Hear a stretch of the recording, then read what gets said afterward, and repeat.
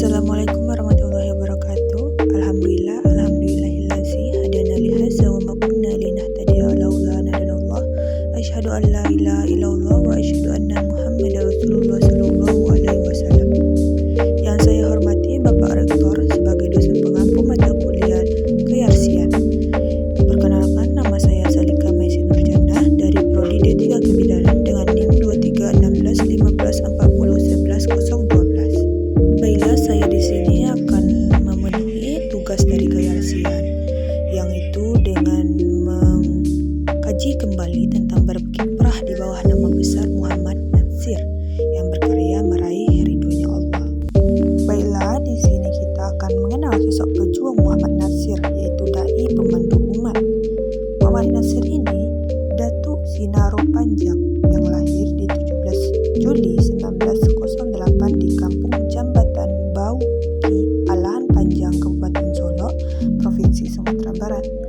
Anak ketiga dari 4 bersaudara ayahnya, Idris Sultan Saripado, seorang juru tulis di masa pemerintahan Belanda.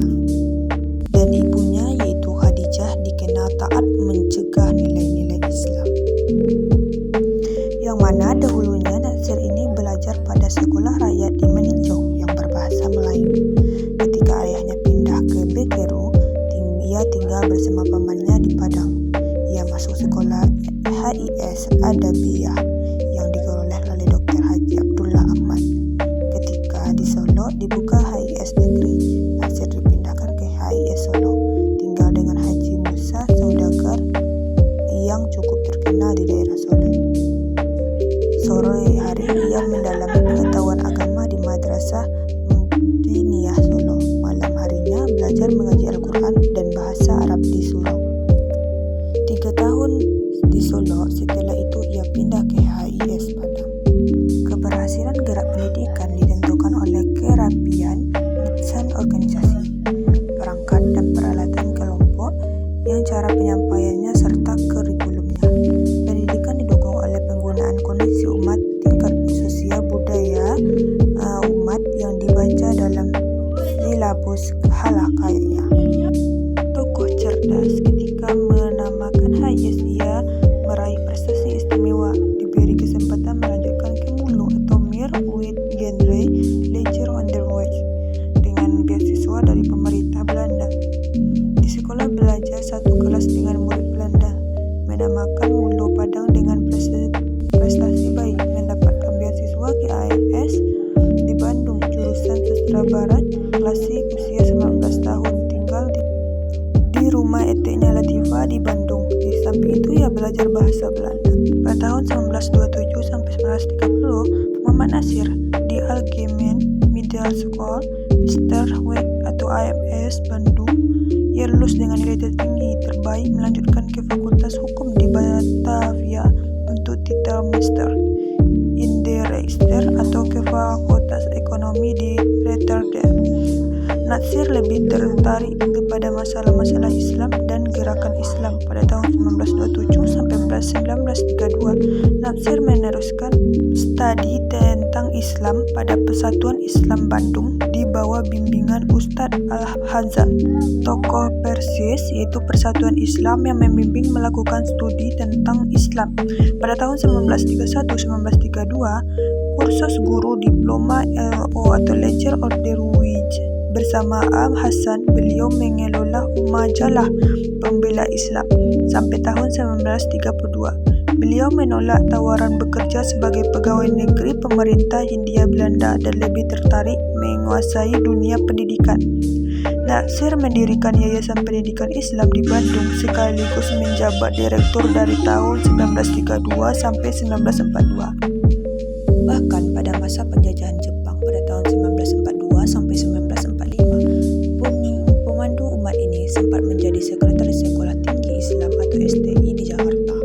Keluasan wawasannya membuat kepermukaan karena menguasai beberapa bahasa asing sebagai alat untuk menggali buku-buku tokoh kelas dunia.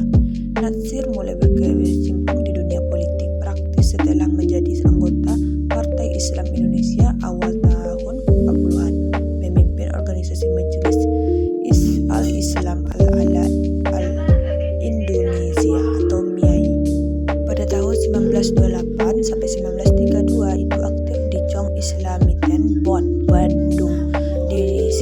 Nasir bertemu dengan Mr. Kasman Singo di Mejo. Mr. Muhammad Roem Prowoto Mungkusumo Mimoto dan bernama menemui Haji Agus Salim untuk berkonsultasi, diskusi, menimba ilmu. Di sini pula ia bertemu dengan Nur Nasar, aktivis pada Puteri Natipis yang kemudian dinikahinya di Bandung pada 26 Oktober 1934 serta menjadi tempat pendamping hidup beliau dan perjuangan beliau sampai akhir hayatnya.